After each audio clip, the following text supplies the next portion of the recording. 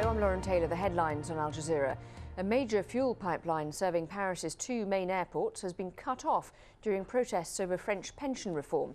Ongoing strikes have affected all of France's oil refineries. The French government has called in riot police to control the protests.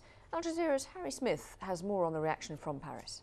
There is some sympathy for the government, some sympathy for the president, but an enormous amount of sympathy for the strikers as well. And they represent a fairly large sector of the working population here. And there is a feeling that it's not just that their rights that they're protecting, but part of the French way of life depends on this ability to retire at 60 instead of 62, this ability to have a generous pension. So there's a lot at stake here, and it's difficult to see how it is going to develop over the coming days and months.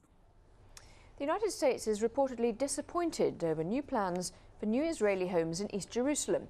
Israel's housing ministry has plans for new tenders to build nearly 240 houses in illegal Israeli settlements in occupied East Jerusalem.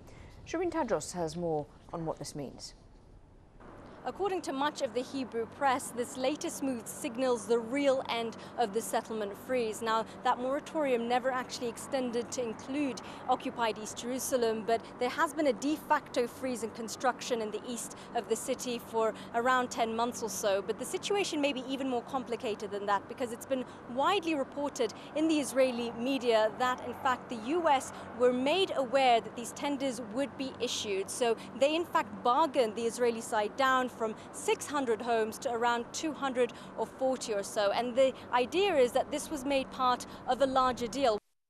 Switzerland has been celebrating the construction of the world's longest tunnel. It's taken decades in the planning. It won't be open for another 7 years. But the completion of the 57-kilometre tunnel under the Alps is being hailed as a major engineering breakthrough.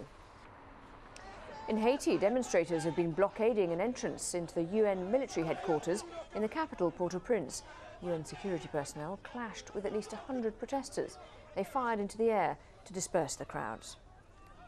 Don't forget you can watch Al Jazeera online. Head to our website, aljazeera.net/English, and click on the Watch Now icon. Those are the headlines on Al Jazeera. I'm Lauren Taylor. That's it from me. Bye-bye.